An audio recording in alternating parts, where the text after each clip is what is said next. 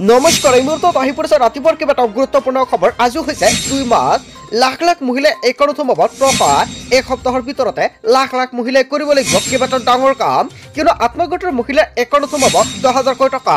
লগতে অৰুণোদয়ৰ প্ৰত্যেকজন হিতাধিকাৰীৰ বাবে এটা ভাল খবৰ আহি পৰিছে। যদি আপুনি নতুনকৈ অৰুণোদয় আঁচনি আবেদন কৰিছে তেনে ক্ষেত্ৰত আপোনাৰ একাউণ্টত চৰকাৰে প্ৰদান কৰিব টকা 1250 টকা পাবলৈ হ'লে অতি শীঘ্ৰে কৰক কেইবাটাও গুৰুত্বপূৰ্ণ কাম। যদি আপোনাৰ বেংক একাউণ্ট আছে তেনে ক্ষেত্ৰত আপোনাৰ বাবে এটা ভাল খবৰ। বেংক একাউণ্ট থাকিলে আপোনাৰ একাউণ্টত সোমাব টকা। লগতে পিএম কিষাণৰ টকা নোপোৱা প্ৰত্যেকজন ব্যক্তিৰ বাবে অৱশেষত এটা ভাল খবৰ আহিলে, কিয়নো প্ৰতিজন হিতাধিকাৰী অতি শীঘ্ৰে কৰক 3টা গুৰুত্বপূৰ্ণ কাম। লগতে কেইবাটাও ৰাজনৈতিক খবৰৰ লগতে অৰাজনৈতিক খবৰ যুগুত কৰা হৈছে আজিৰ দিনটোত। গোটেই অসম তথা ভাৰতৰ বিভিন্ন প্ৰান্তৰ পৰা যুগুত হৈছে কেইবাটাও ডাঙৰ খবৰ। এনেবোৰ খবৰ পাই থাকিবলৈ চেনেলটি সাবস্ক্ৰাইব কৰি ভিডিঅ'টো এটা লাইক কৰিবলৈ নাপাহৰিব। আজিৰ আমাৰ প্ৰথম খবৰ গুৰুত্বপূৰ্ণ খবৰ হৈছে অসমবাসীৰ বাবে এটা ডাঙৰ খবৰ। 10 মাৰ্চ এইবাৰ সোমবাৰ। মনত ৰাখক 10 মাৰ্চৰ দিনটো, কিয়নো 10 মাৰ্চত লাখ লাখ লোকৰ একাউণ্টত জমা হ'ব ধনৰাশি। 10 মাৰ্চৰ পুৱাতে লাভ কৰিব আপোনাৰ একাউণ্টত টকা।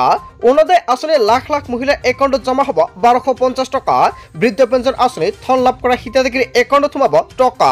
বিধৱা পেঞ্চন লাভ কৰা হিতাধিকাৰীৰ একাউণ্টত জমা হ'ব এই ধন। দিব্যাংগ আঁচনিৰ ধন লাভ কৰা হিতাধিকাৰীও একেদিনাই লাভ কৰিব টকা। ধন লাভৰ পূৰ্বে আপুনি ঠিক কৰি লওক আপোনাৰ একাউণ্ট। কেৱাইচি আপডেট কৰি লওক এই দিনটোতে। 10 মাৰ্চত লাখ লাখ মহিলা আৰু পুৰুষৰ একাউণ্টত চৰকাৰে প্ৰদান কৰিব টকা। ইয়াৰ আগতে যদি আপোনাৰ বেংক একাউণ্টত কিবা আপডেট কৰিবলগীয়া আছে নিশ্চয় কৰি লৈ লওক। লগতে যদি আপুনি আগতে অৰুণোদয় আঁচনিৰ টকা লাভ কৰিছে এতিয়া আপুনি নাপায় নেকি, এনেকুৱা সমস্যা থাকিলে অতি শীঘ্ৰে আপুনি সমাধান কৰি লৈ লওক, কিয়নো অন্যথা আপুনি 10 মাৰ্চত অৰুণোদয় আঁচনিৰ টকা নাপাব। লগতে যিসকল অৰুণোদয় হিতাধিকাৰী নতুনকৈ আবেদন কৰিছে সেইসকল ব্যক্তিৰ বাবে আহি গৈছে এটা ভাল খবৰ। তাৰপিছত অসমবাসী ৰাজুক জনাইছো আমাৰ পৰৱৰ্তী খুবেই গুৰুত্বপূৰ্ণ খবৰ। লগতে ডাঙৰ খবৰ, মাৰ্চ মাহত সলনি হৈছে কেইবাটাও নতুন নিয়ম। আজিৰ পৰা আকৌ বৃদ্ধি পালে ৰন্ধন গেছৰ মূল্য। প্ৰতিটো বাণিজ্যিক চিলিণ্ডাৰত 6 টকাকৈ বৃদ্ধি পালে। আজিৰ পৰা কাৰ্যকৰী হৈছে এই নতুন নিৰিখ। ঘৰুৱা LPG চিলিণ্ডাৰৰ মূল্যত পৰিৱৰ্তন হোৱা নাই। শেহতীয়াকৈ বাণিজ্যিক চিলিণ্ডাৰত হীৰা পাইছে 7 টকাকৈ। 2023 চনৰ মাৰ্চ মাহত প্ৰতি চিলিণ্ডাৰত 352 টকা বৃদ্ধি পাইছিল। নতুন দিল্লীত বাণিজ্যিক চিলিণ্ডাৰত আজিৰ নিৰিখ হৈছে 1807 টকা। কলকাতাত বাণিজ্যিক চিলিণ্ডাৰৰ আজিৰ নিৰিখ হৈছে 1913 টকা। কেৱল ইয়াই নহয়, মুম্বাইত হৈছে 1755.50 পইচা। চেন্নাইত 1918 টকা।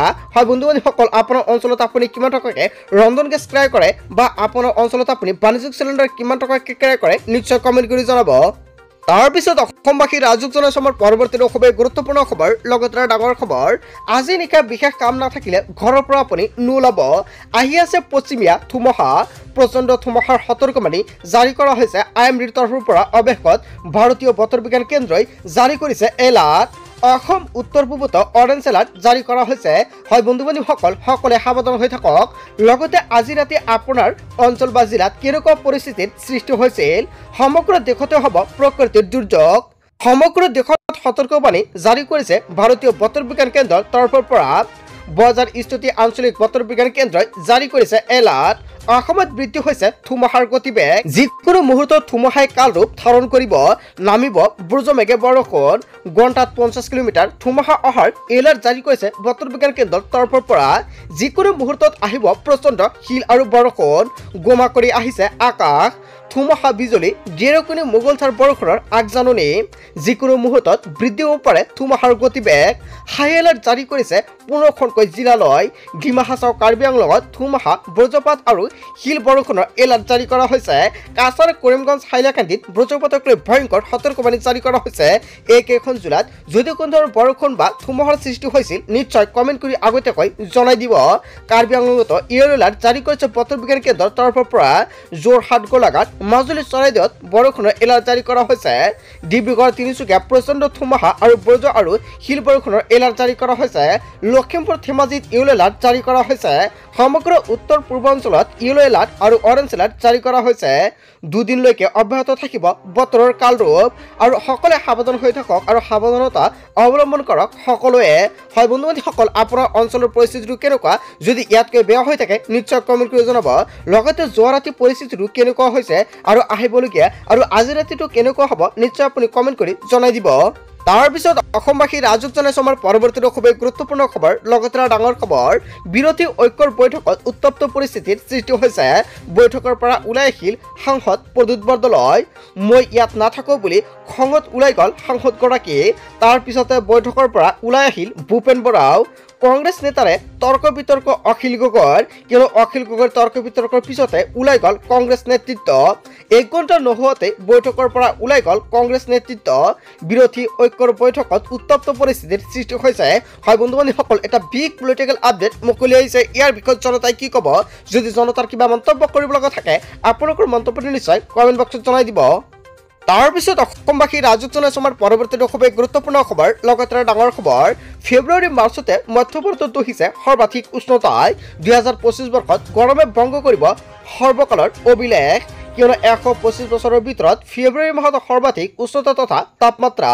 ঠাণ্ডাৰ মাহ ফেব্ৰুৱাৰীত তীব্ৰ উষ্ণতাই দহিলে মধ্য ভাৰতীয়ক ইয়াৰ পূৰ্বে 1901 চনত ফেব্ৰুৱাৰী মাহত ভাৰতত হৈছিল সৰ্বাধিক গৰম ভাৰতীয় বতৰ বিজ্ঞান কেন্দ্ৰই দাবী অনুসৰি মাৰ্চ মাহত হ'ব অত্যাধিক গৰম ফেব্ৰুৱাৰী মাহতে মধ্য ভাৰতৰ গড় তাপমাত্ৰা আছিল 24.6 ডিগ্ৰী সেলসিয়াস দক্ষিণ ভাৰতত 26.75 কেৱল এয়াই নহয় পূব আৰু উত্তৰ পূবত ভাৰতত আছিল 20.14 ডিগ্ৰী সেলসিয়াস উত্তৰ পশ্চিম ভাৰতত 17.11 ডিগ্ৰী সেলসিয়াস পৰ্যন্ত উষ্ণতা সেই অনুসৰি মাৰ্চৰ পৰা আগষ্ট আৰু ছেপ্টেম্বৰলৈকে সূৰ্যৰ প্ৰখনৰ ৰদৰ সম্ভাৱনা কেৱল এয়াই নহয় দক্ষিণ ভাৰত আৰু উত্তৰ পূবৰ ৰাজ্যসমূহৰ বাদে মধ্য আৰু উত্তৰ ভাৰতত হ'ব প্ৰচণ্ড গৰম অভিলেখ ভংগকাৰী গৰমৰ ফলত সৰ্বোচ্চ উষ্ণতা স্বাভাৱিকতকৈ অধিক হ'ব ফেব্ৰুৱাৰী মাৰ্চতে মধ্য ভাৰতত দহিছে সৰ্বাধিক উষ্ণতা হয় বন্ধুসকল আপোনাৰ জিলা বা অঞ্চলত আজিৰ দিনটোত গৰম কেনেকুৱা নিশ্চয় কমেন্ট বক্সত জনাব তাৰপিছত অসমবাসী ৰাজক জনাইছে আমাৰ পৰৱৰ্তী খুবেই গুৰুত্বপূৰ্ণ খবৰ লগতে ডাঙৰ খবৰ লাখপতি বাইদেউক লৈ ডাঙৰ খবৰ অপেক্ষাৰ ফল মিঠা হয় মহিলাসকলে অপেক্ষা কৰে কিয়নো অতি শীঘ্ৰে মহিলাসকলৰ একাউণ্টত চৰকাৰে প্ৰদান কৰিব 10,000 কোটি টকা অকণমান ধৈৰ্য কৰক লাখপতি বাইদেৱে মহিলা উদ্যমিতা আঁচনিৰ ধন শীঘ্ৰে সোমাব মহিলাৰ একাউণ্টত শীঘ্ৰে প্ৰকাশ পাব লাখপতি বাইদেউৰ তালিকা প্ৰকাশৰ পিছতে 3 দিনকৈ প্ৰশিক্ষণ দিয়া হ'ব মহিলাসকলক 10,000 টকাকৈ পোৱা মহিলাই পৰৱৰ্তী সময়ত পাব 1 লাখ টকা লাখপতি বাইদেউক লৈ অসমৰ মুখ্যমন্ত্ৰী ডক্টৰ হিমন্ত বিশ্ব শৰ্মাই কেইবাটাও গুৰুত্বপূৰ্ণ সিদ্ধান্ত গ্ৰহণ কৰিছে যদি আপুনি এছএইচজি আঁচনিৰ প্ৰপত্ৰটো জমা কৰিছে তেনে ক্ষেত্ৰত অতি শীঘ্ৰে আপোনাৰ একাউণ্টৰ টকাটো প্ৰদান কৰিব আৰু এই মাহৰ ভিতৰতে লাখ লাখ মহিলা একাউণ্টত চৰকাৰে প্ৰদান কৰিব টকা আৰু তাৰ বাবে চৰকাৰে এখন নতুন তালিকা প্ৰকাশ কৰি আছে তালিকাত নাম থকা মানে আপোনাৰ একাউণ্টৰ টকাটো সোমোৱা একই কথা তালিকাত যদি আপোনাৰ নামটো আহে তেনে ক্ষেত্ৰত আপুনি 10,000 কোটি টকা লাভ কৰিব আপুনি কেনেকৈ চেক কৰিব তালিকা এতিয়ালৈকে মুখ্যমন্ত্ৰী ডক্টৰ হিমন্ত বিশ্ব শৰ্মা চৰকাৰখনে তালিকাটো পাব্লিছ কৰা নাই যেতিয়া তালিকাটো পাব্লিছ কৰিব নিশ্চয় এইটো চেনেলৰ জৰিয়তে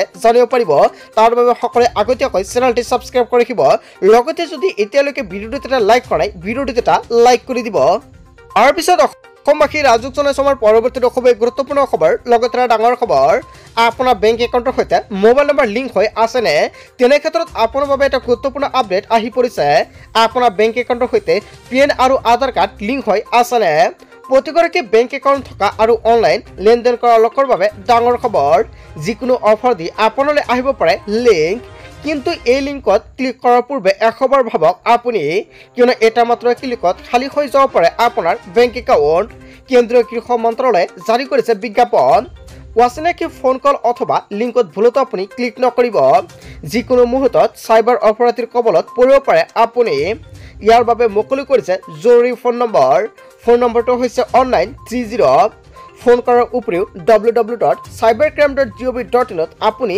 মেইল কৰিব পাৰে ফোন কৰা মাত্ৰকে আপুনি ঘূৰাই পাব ধন দক্ষিণ পূব এছিয়াৰ দেশৰ পৰাও যিকোনো চাকৰিৰ প্ৰস্তাৱ আহিলে আপুনি সাৱধান হওক আপুনি মোবাইলত সেভ কৰি লওক 1930 নম্বৰটো কিয়নো যদি কিবা আপোনালোকৰ অসুবিধা হয় তেনে ক্ষেত্ৰত আপুনি দিব পাৰিব অভিযোগ আৰু অভিযোগ দিয়াৰ পিছতে আপোনাৰ একাউণ্টত আপুনি টকাটো উভতাই পাব যদি কিবা এনেকুৱা সমস্যা হৈ থাকে আগতীয়াকৈ বা এইটো নম্বৰত যদি কোনো ধৰণৰ ফোন লগা নাই তেনে ক্ষেত্ৰত নিশ্চয় আপুনি কমেণ্ট কৰি জনাব আপোনালোকক সম্পূৰ্ণকৈ সহায় কৰা হ'ব লগতে যিসকল ব্যক্তি এতিয়ালৈকে চৰকাৰী ঘৰ পোৱা নাই অতি শীঘ্ৰে চৰকাৰী ঘৰ আবেদন কৰক যিসকলে চৰকাৰী ঘৰ আবেদন কৰিছে এপ্ৰিল মাহত সেইসকল ব্যক্তিৰ একাউণ্টত চৰকাৰে প্ৰদান কৰিব চৰকাৰী ঘৰৰ টকা চৰকাৰী ঘৰৰ টকা বাদ পোৱাৰ প্ৰত্যেকজন ব্যক্তিৰ বাবে এটা ভাল খবৰ দিলে চৰকাৰে চৰকাৰী নোপোৱা প্ৰত্যেকজন হিতাধিকাৰীৰ বাবে অসমৰ মুখ্যমন্ত্ৰী ডক্টৰ হিমন্ত বিশ্ব শৰ্মা চৰকাৰে এটা ভাল খবৰ দিলে।